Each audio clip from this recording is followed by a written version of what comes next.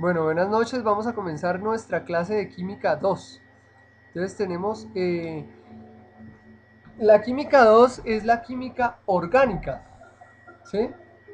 Entonces, ¿qué es la química orgánica? Sencillamente es la química que tiene que ver con todo lo que contiene carbono, ¿sí? Cuando nosotros hablamos de orgánicos es carbono.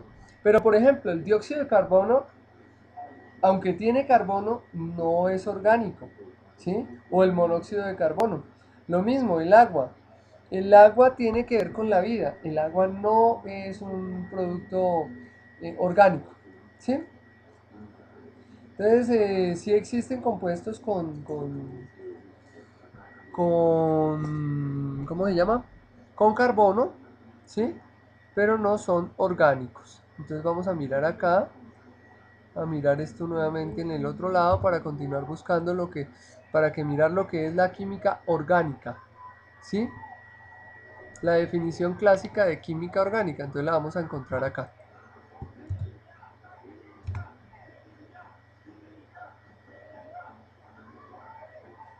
Bajarle un poquito al televisor porque está muy duro.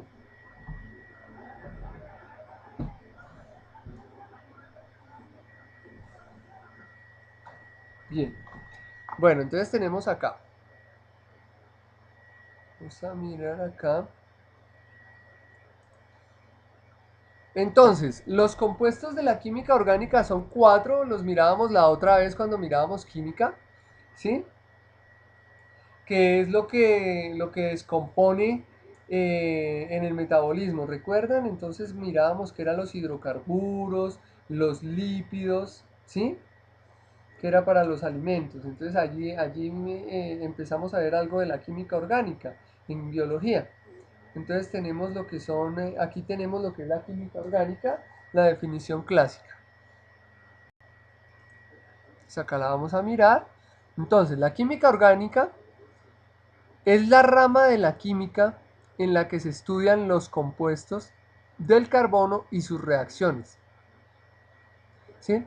Existe una amplia gama de sustancias, medicamentos, vitaminas, plásticos, fibras sintéticas y naturales, hidratos de carbono, que son los hidrocarburos, proteínas y grasas formadas por moléculas orgánicas. Entonces lo que mirábamos, lo que estábamos hablando, que es lo que sintetiza el organismo o los seres vivos, ¿sí? Entonces, los químicos orgánicos determinan la estructura de las moléculas orgánicas, ¿sí? Estudian sus reacciones y desarrollan procedimientos para sintetizar compuestos orgánicos. Esta rama de la química ha afectado profundamente la vida desde el siglo XX. Ha perfeccionado los materiales naturales y ha sintetizado sustancias naturales y artificiales que a su vez han mejorado la salud, han aumentado el bienestar y han favorecido la utilidad de casi todos los productos actuales. Materiales orgánicos son todos aquellos que poseen su estructura química, el elemento carbono, como les decía hace un momento. Por lo tanto, entran en su categoría todos los seres vivos, los hidrocarburos y en especial el petróleo y sus derivados. La aparición de la química orgánica se asocia a menudo al descubrimiento en 1928 por el químico alemán Friedrich Wöhler de, de que la sustancia inorgánica cianato de amonio, que es esto que está aquí químicamente hablando, podía convertirse en urea, una sustancia orgánica que se encuentra en la orina de muchos animales, incluyendo el hombre. Antes de este descubrimiento, los químicos creían que para sintetizar sustancias orgánicas era necesaria la intervención de lo que llamaban la fuerza vital, es decir, los organismos vivos. Entonces, ¿qué pasó? Aquí se descubrió que para que haya este componente orgánico no era necesario del organismo vivo, sino sencillamente de una reacción. El experimento de Wöhler rompió la barrera entre sustancias orgánicas e inorgánicas. Los químicos modernos consideran compuestos orgánicos a aquellos que contienen carbono y otros elementos que pueden ser uno o más, siendo los más comunes hidrógeno, oxígeno, nitrógeno azufre y halógenos. Entonces nos damos cuenta que en casi todo lo que conocemos tiene oxígeno, tiene hidrógeno, el nitrógeno, el azufre y los halógenos que son los del cloro, ¿no? En la actualidad, a la química orgánica se le denomina o se le llama también química del carbono. Grupos funcionales, ahorita vamos a abrir esto, vamos a abrirlo aquí aparte. Bueno, continuamos acá. Importancia de la química orgánica. A pesar de su aparición tardía en la historia de la química de los compuestos del carbono es en la actualidad la rama de las ciencias químicas que crece con mayor rapidez. Entonces, por ejemplo, aquí se habla de hidrocarburos, el petróleo es un hidrocarburo y sus derivados, y es uno de los componentes más utilizados. Gracias al petróleo nosotros tenemos plástico, gracias al petróleo tenemos gasolina, tenemos ACPM, tenemos muchos compuestos más, ¿sí? Que han sido derivados de estos. Y sabemos que el petróleo es el resultado de la descomposición de muchos seres vivos que han sido enterrados en capas de la, de la Tierra, ¿sí? De la geología. Bueno, entonces dice, la variedad de productos derivados del carbono puede resultar prácticamente ilimitada debido a las propiedades singulares de dicho átomo y por tanto constituye una fuente potencial de nuevos materiales con propiedades especiales de medicamentos y productos sanitarios, de colorantes, de combustibles, etc. Lo que nombrábamos hace un momento. Algunos de estos ejemplos son considerados a continuación. La materia viviente es en parte materia constituida por derivados del carbono. Las transformaciones que sufren los seres vivos y que observamos a simple vista se corresponden desde un punto de vista subatómico o molecular con cambios o reacciones químicas de las sustancias biológicas, azúcares, grasas, proteínas, hormonas, ácidos nucleicos. Son algunos ejemplos de sustancias, todas ellas compuestos del carbono de cuya síntesis y degradación en el interior de los organismos vivos se ocupa la bioquímica. Entonces vamos a mirar acá lo que son los medicamentos. El mundo de los medicamentos ha constituido en el pasado y constituye en la actualidad una parte importante de la investigación y el desarrollo de productos derivados del carbón. Su importancia en orden a mejorar la esperanza de vida de los seres humanos y sus condiciones sanitarias hace que esta área del conocimiento científico una imprescindible, perdón, una herramienta imprescindible para la medicina. Pero, ¿por qué los medicamentos son por lo general compuestos orgánicos? ¿Cuál es el origen de estos compuestos de este hecho? Entonces, los fármacos actúan sobre el organismo a nivel molecular y es precisamente el acoplamiento. Camila, bienvenida.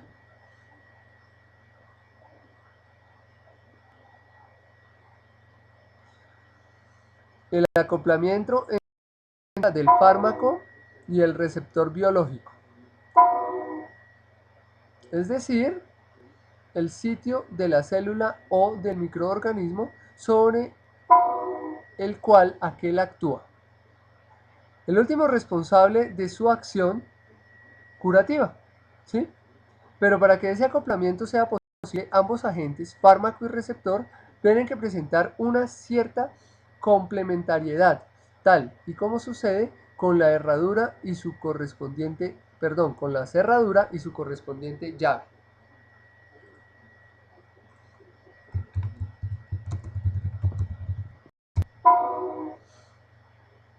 Los receptores biológicos suelen ser moléculas de gran tamaño y por este motivo son las cadenas carbonadas de los compuestos orgánicos las que pueden poseer una estructura geométrica que mejor se adapte a la porción clave del receptor. Tal hecho, junto con la presencia de grupos funcionales con acciones químicas definidas, son responsables de la abundancia de sustancias orgánicas entre los productos farmacéuticos. Ahora dice polímeros orgánicos. Hablábamos hace un momento de los plásticos, entonces allí están los plásticos. Los plásticos son polímeros, ¿sí?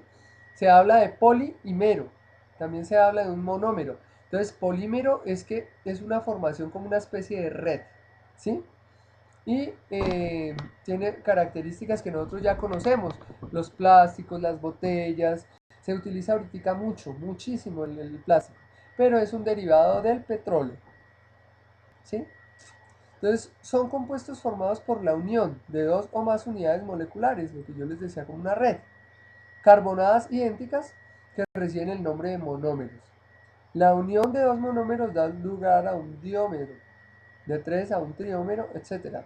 Los polímeros pueden llegar a contener cientos o incluso miles de monómeros, constituyendo moléculas gigantescas o macromoléculas. Existen en la naturaleza diferentes sustancias que desde el punto de vista molecular son polímeros, tales como el caucho, ¿sí? La planta del caucho.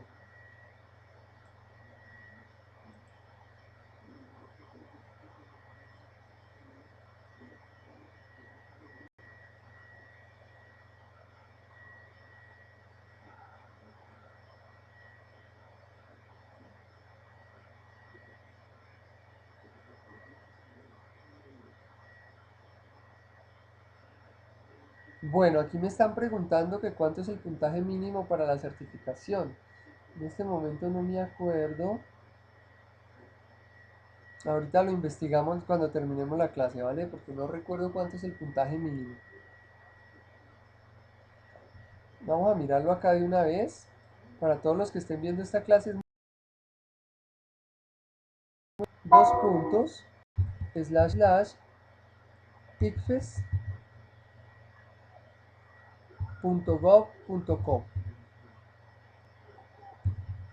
Enter. Entonces allí nos entra a algún sitio. Vamos a mirar allí rápidamente.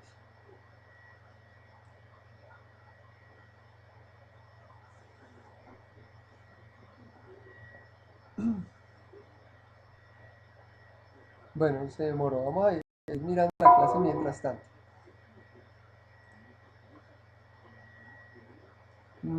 32, no, no, no, no, eso debe ser por materia. Pero hay que mirar acá, no, acá Mayra nos dice que 32, pero no, creo que no es eso. Bueno, está demorando en abrir, entonces esperemos un momentico. Continuemos con la química orgánica, ya miramos. Sí,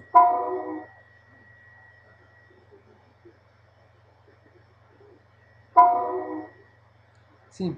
Yo recuerdo la vez pasada les expliqué esto en una clase, pero ahorita no, no, no, se me olvidó, se me borró.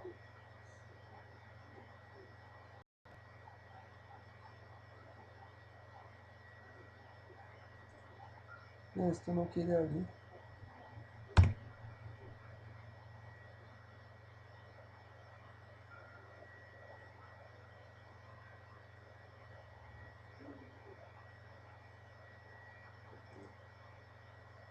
Bueno, dice el caucho, estábamos hablando que el caucho, las proteínas, ¿sí?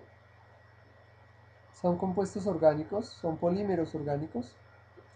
Pero en el terreno de las aplicaciones los más importantes son los polímeros artificiales, ¿sí? Entonces se ha hecho la síntesis de estos polímeros, eh, en laboratorios, ¿sí? Y entonces ha dado, por ejemplo, a la producción de los plásticos. Entonces, algunos de los compuestos orgánicos son los alcanos. Acá decíamos grupos funcionales, ¿sí? Entonces acá están los grupos funcionales. Entonces acá miramos, ya vamos a mirarlos. Están los alquenos, los alquinos, los isómeros, los alcanos, alquenos y alquinos son básicamente. Acá están todos esos grupos funcionales. Ya vamos a mirarlos. Ahí los pasamos a toda mecha. ¿Listo? Acá miramos entonces algunos de los compuestos, usos de los compuestos orgánicos. Entonces aquí llegan y los nombran a los grupos funcionales. Alcanos. Pueden ser utilizados como marcadores para estimar la ingestión, digestibilidad y composición de la dieta para los herbívoros, o sea, para las vacas, las cabras, el caballo. Los alquenos. El alotano que es 2 bromo, 2 cloro, 1 trifluoroetano, trifluoroetano. ¿Sí? Por ejemplo, el teflón. El teflón es tetrafluoroetileno. Sí, es el nombre del teflón. Tetrafluoroetileno. Aquí entonces tenemos 2 bromo, 2 cloro, 1 trifluoroetileno. Casi todos son trifluoroetileno, ¿ven?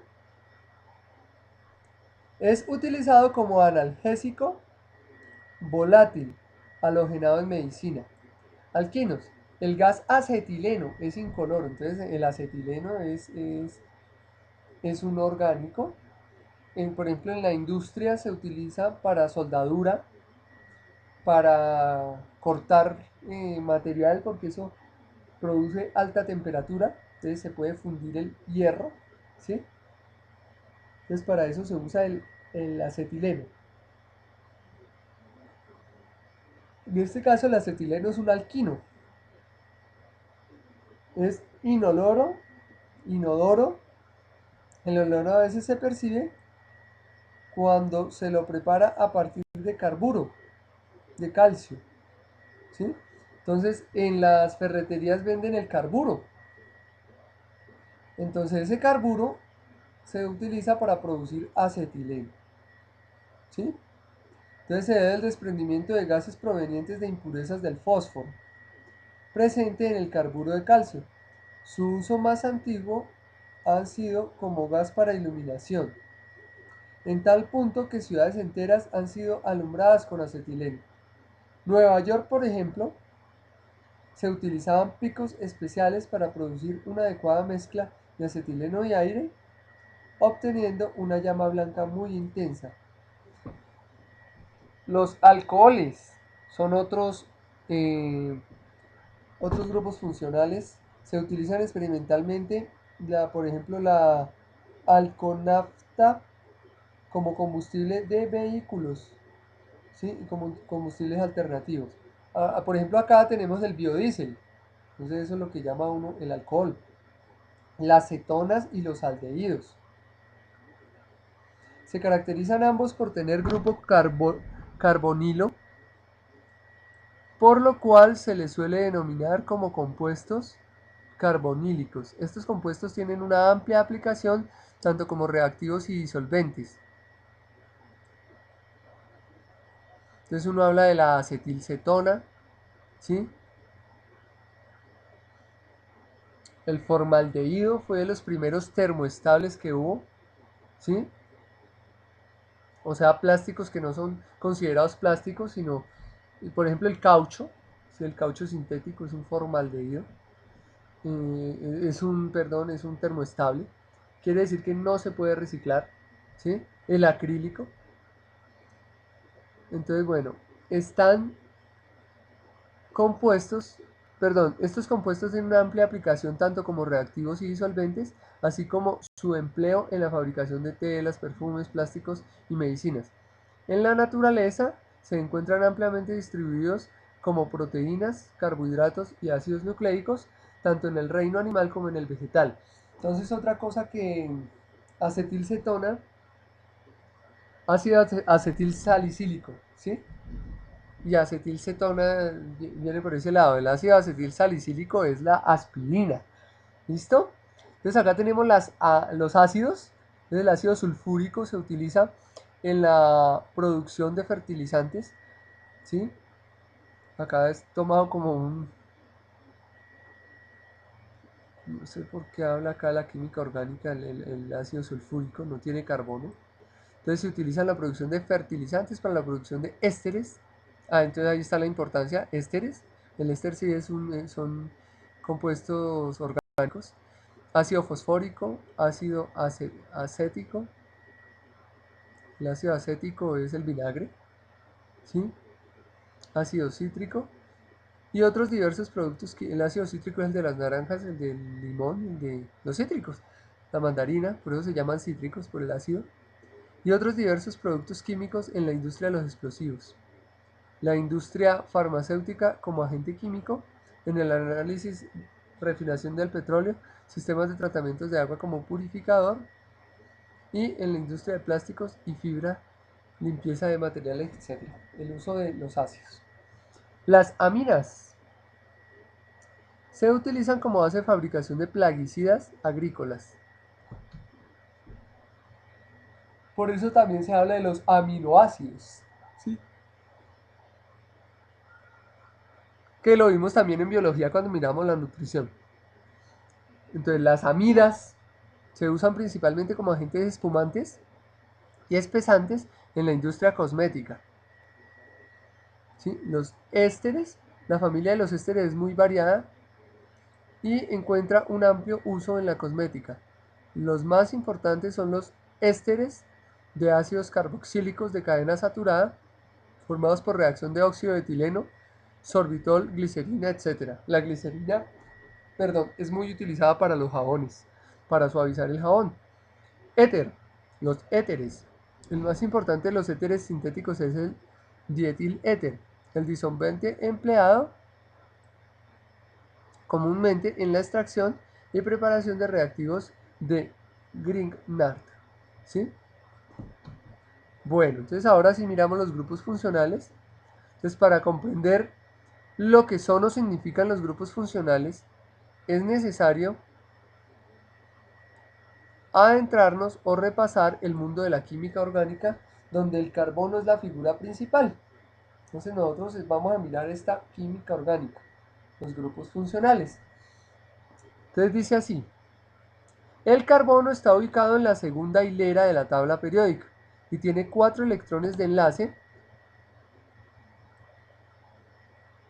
en su envoltura de valencia. Al igual que otros no metales, el carbono necesita 8 electrones para completar su envoltura de valencia. Aquí está el carbono. Sí, solamente tiene 1, 2, 3, 4. 4 enlaces.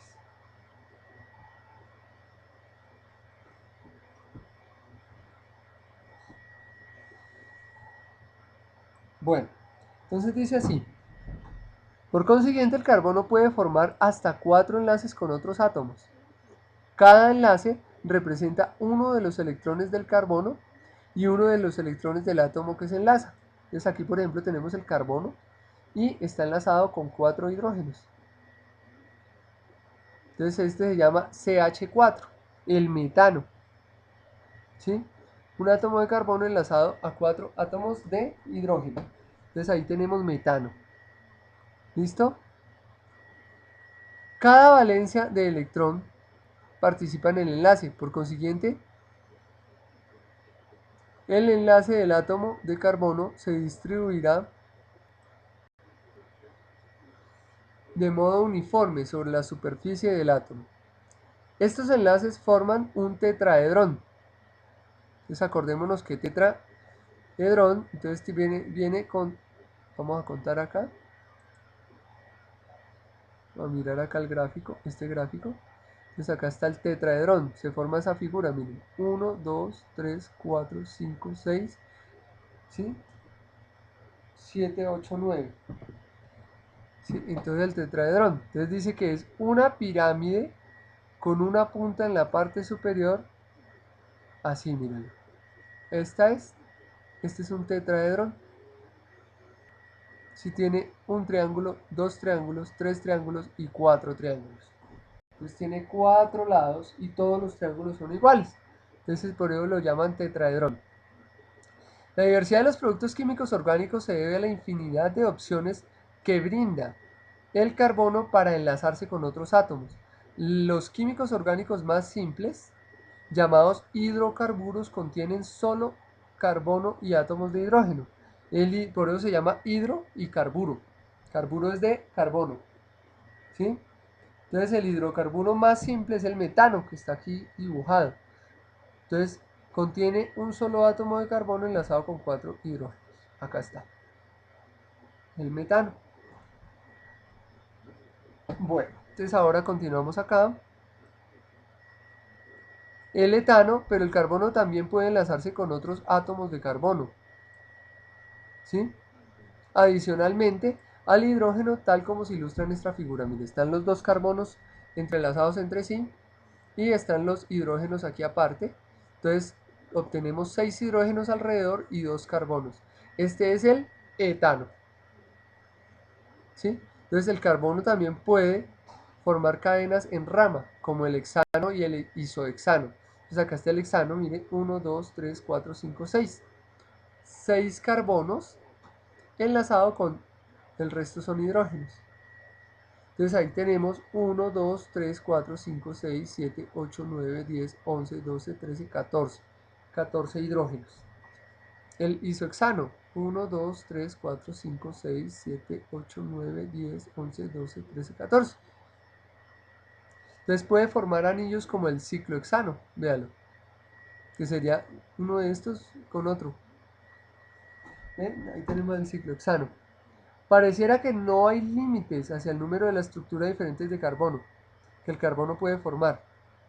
Para añadirle complejidad a la química orgánica, átomos de carbono vecinos pueden formar enlaces dobles o triples adicionalmente. ¿Ven? A los enlaces sencillos de carbono-carbono. Entonces acá está enlace sencillo, que era el metano. Enlace doble aparece acá. ¿Sí? Entonces acá es... Y acá enlaces triples. Entonces cada átomo de carbono puede formar 4 enlaces. A medida que el número de enlaces entre cualesquiera de dos átomos de carbono aumenta, de 1 a 2, 3 o 4, el número de átomos de hidrógeno en la molécula disminuye. ¿Cómo se grafica en las tres figuras de arriba? Pues acá están, miren, dos átomos de carbono con un solo enlace, con dos enlaces, con tres enlaces, y van disminuyendo el número de hidrógenos. ¿Sí? Bueno, entonces vamos a dejar ahí, vamos a mirar entonces los hidrocarburos para la próxima clase. ¿Listo? Entonces ahora sí vamos a mirar, nos abrió acá el ICFES.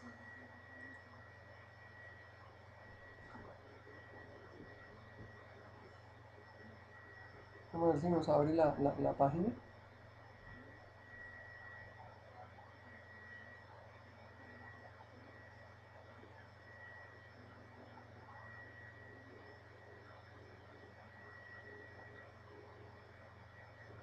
Se demoró en abrir, quién sabe qué pasó.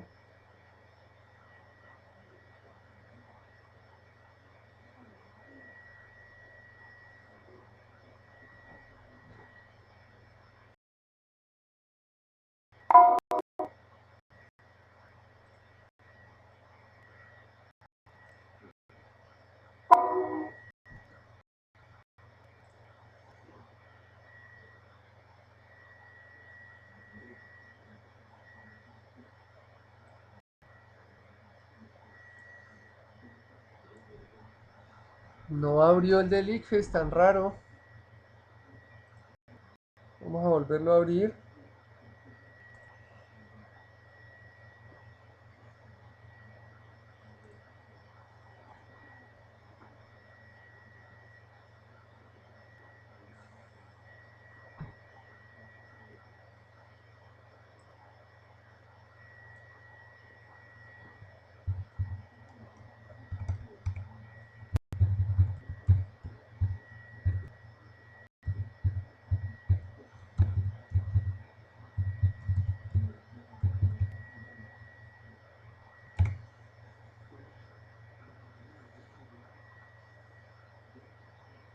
Bueno, ahora sí, por fin abrió.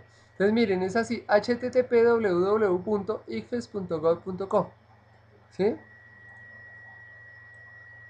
Le hacemos clic al símbolo que aparece allí.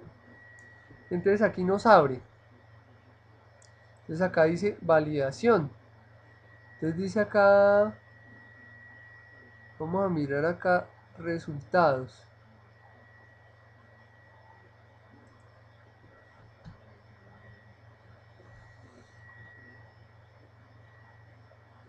Entonces acá aparece consulta de resultados, retirar el diploma, requisitos no, entonces este no era.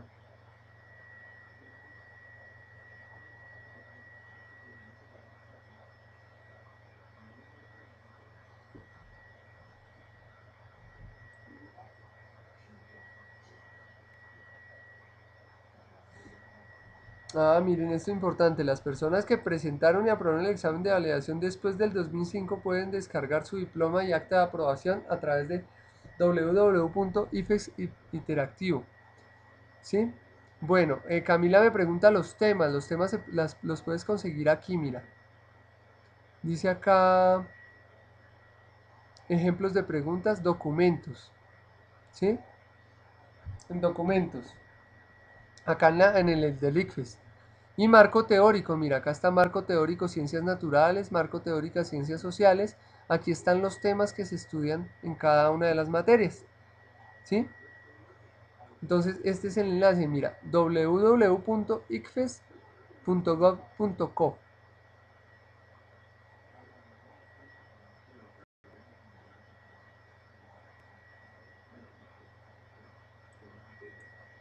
Allí está. Pero un momento, miramos acá en documentos.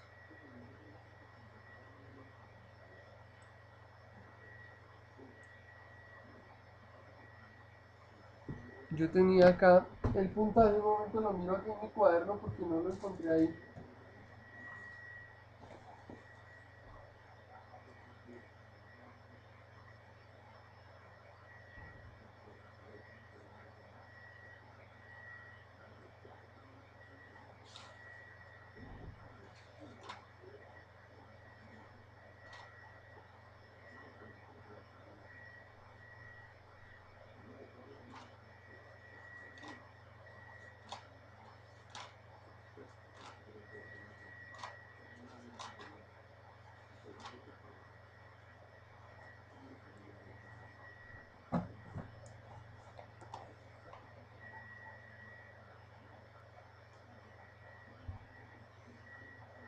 Bueno, vamos a mirar acá, estamos investigando.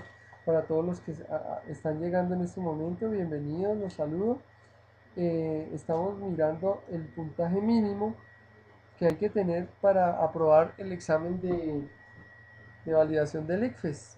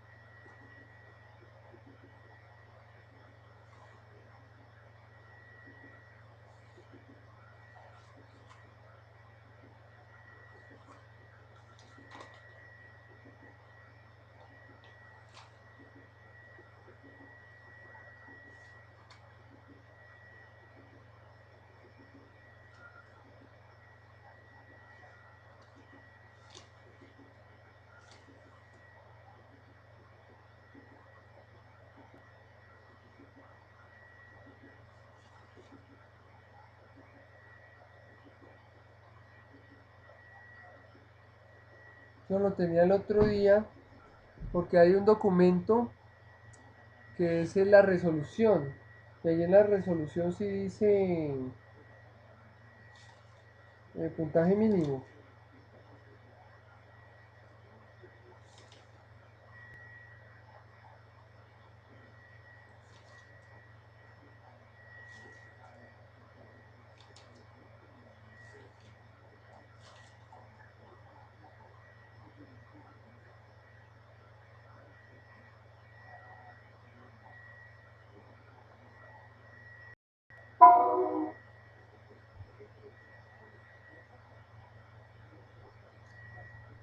Eso es lo que estoy tratando de mirar acá.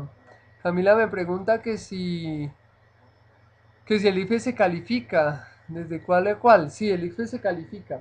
Cada examen tiene un puntaje. El otro día miramos eso en una de las clases, pero ahorita no. Ya, mira.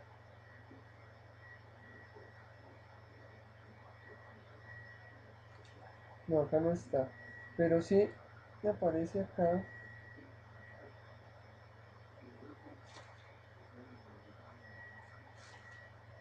El otro día miramos eso, ¿no es cierto, Mayra?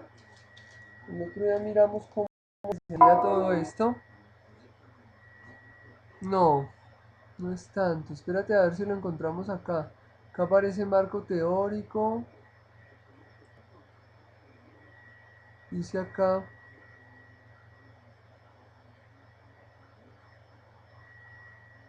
vamos a ver si lo encontramos acá, o en preguntas frecuentes. Miremos acá en preguntas frecuentes, que a veces ahí está.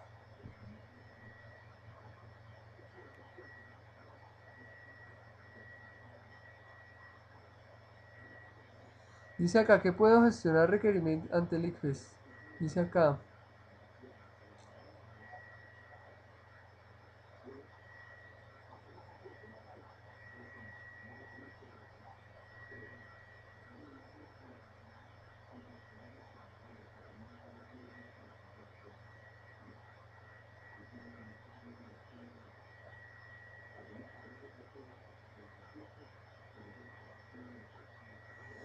No dice acá.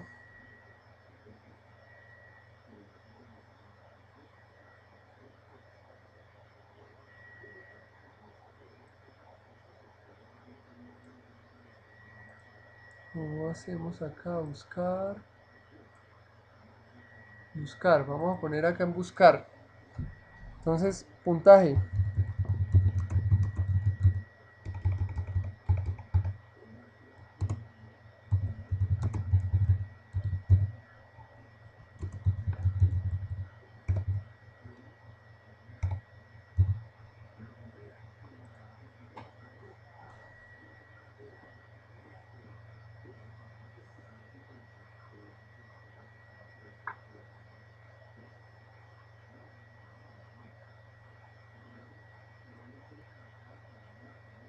Vámonos acá puntaje. Me tocaría buscarlo y buscar cuando dicte esa clase porque no la tengo acá.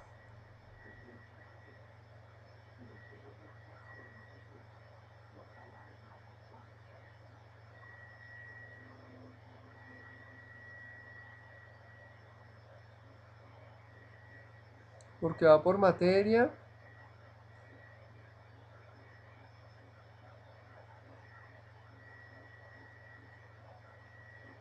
Creo que este.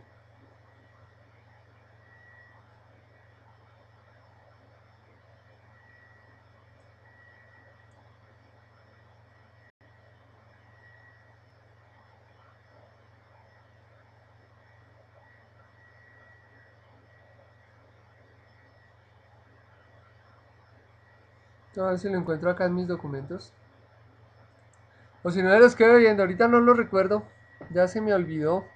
Cuando empezamos esto, o sea, siempre a comienzo de año uno mira esto y ahora no lo recuerdo en dónde está. Marco teórico. Ah, no. A ver si acá es marco teórico o acá en decreto.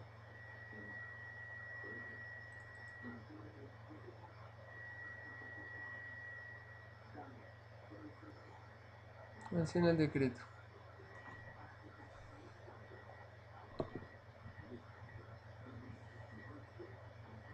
Decreto.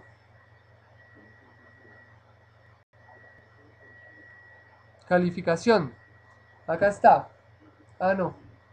El Instituto Colombiano para el Fomento de la Educación Superior, ICFES, establecerá mediante acto administrativo la metodología para obtener la calificación mínima para aprobar las pruebas escritas o aplicaciones informáticas realizadas para la validación del bachillerato. Este no era. Vamos a ver si acá está.